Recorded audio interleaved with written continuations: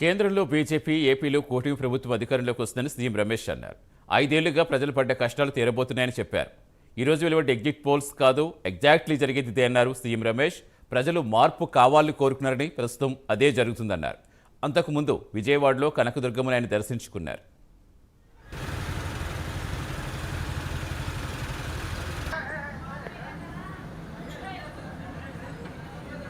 యావత్ భారతదేశంలో అంతా కూడా బీజేపీ 300+ ఏదైతే నరేంద్ర మోడీ గారు మొదటి నుంచి చెప్తున్నారో అదే హవాలో నడుస్తుందని చెప్పేసి ఆశిస్తున్నాం. నేను కూడా ఈరోజు విజయవాడ కనకదుర్గమ్మ దర్శనం చేసుకుని ఇప్పుడే రాజమండ్రిలో అంటే 7 అయింది రాత్రి. నేను ఫ్లైట్లో ఉన్నాను చెప్పు.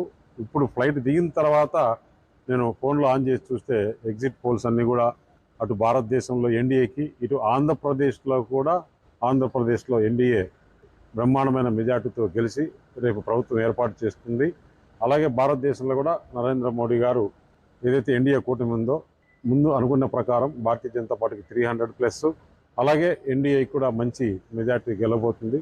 మంచి రోజులు వస్తాయని చెప్పేసి ఈ ఏదైతే ప్రజలు అందరూ కూడా ఆంధ్రప్రదేశ్లో మార్పు కావాలని కోరుకున్నారో ఆ మార్పు జరిగి తీరుతుందని చెప్పేసి ఈరోజు ఎగ్జిట్ పోల్స్, ఇది ఎగ్జిట్ కాదు, నేను చెప్తున్నా ఎగ్జాక్ట్గా కూటమి గెలుస్తుంది. ఎందుకంటే ప్రభుత్వం అయితే ఏర్పాటు చేస్తుంది. ఈ ప్రభుత్వం 5 సంవత్సరాలు ప్రజలు విసిగి వేగిపోయారు, చాలా బాధల్లో ఉన్నారు. ఆంధ్రప్రదేశ్ని కాపాడుకోవాలి. యావత్ భారతదేశంలో అంతా కూడా బీజేపీ 300+ ఏదైతే నరేంద్ర మోడీ గారు మొదటి నుంచి చెప్తున్నారో అదే హవాలో నడుస్తుందని చెప్పేసి ఆశిస్తున్నాం.